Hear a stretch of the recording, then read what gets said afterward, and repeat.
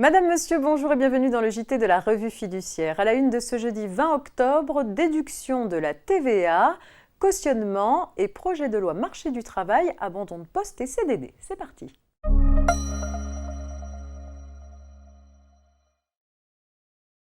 Pour pouvoir déduire la TVA, un acheteur doit détenir une facture contenant toutes les mentions obligatoires.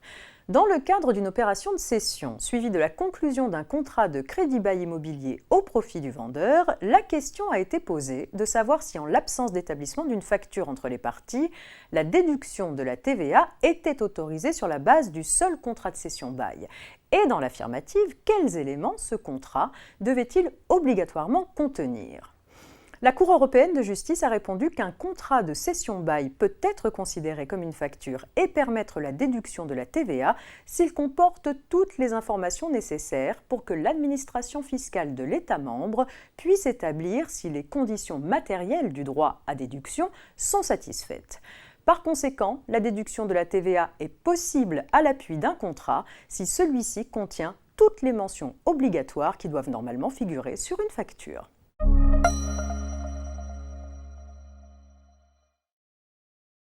Vie des affaires à présent avec une petite histoire de cautionnement.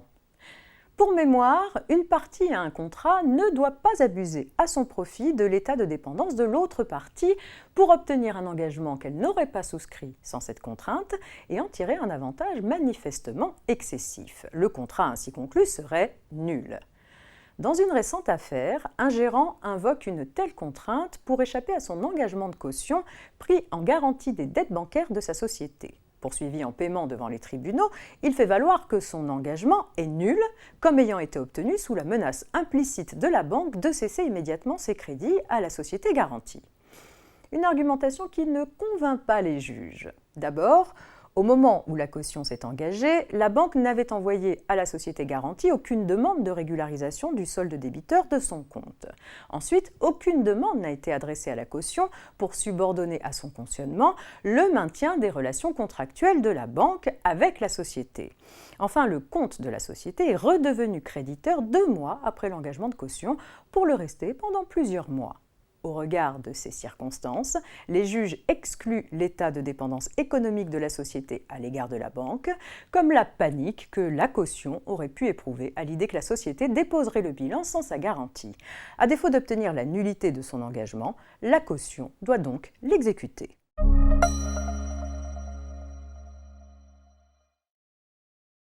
L'Assemblée nationale a achevé le 6 octobre l'examen en première lecture du projet de loi marché du travail. L'examen du texte va se poursuivre maintenant au Sénat, en séance à partir du 25 octobre. Un amendement a ajouté au projet de loi une nouvelle mesure concernant les abandons de poste qui désigne le fait pour un salarié de quitter son poste de travail sans autorisation, mais aussi de ne plus se rendre au travail sans justifier de son absence. À l'heure actuelle, l'abandon de poste peut fonder une sanction disciplinaire et en particulier un licenciement pour faute si les circonstances le justifient. Mais il ne peut pas à lui seul être assimilé à une démission. Le projet de loi prévoit désormais de créer une présomption de démission lorsqu'un salarié abandonne volontairement son poste et ne reprend pas le travail après avoir été mis en demeure par son employeur de le faire par lettre recommandée ou par lettre remise en main propre contre des charges. Le salarié aurait néanmoins le droit de saisir le juge prud'homal pour contester la rupture de son contrat de travail sur le fondement de cette présomption. Un autre amendement prévoit de permettre à titre expérimental aux employeurs de certains secteurs qui seraient définis par décret de remplacer plusieurs salariés avec un seul CDD ou un contrat de mission, ce qui n'est pas possible à l'heure actuelle. C'est la fin de ce JT. Très bonne journée à toutes et à tous et rendez-vous demain vendredi pour le dernier JT de la semaine.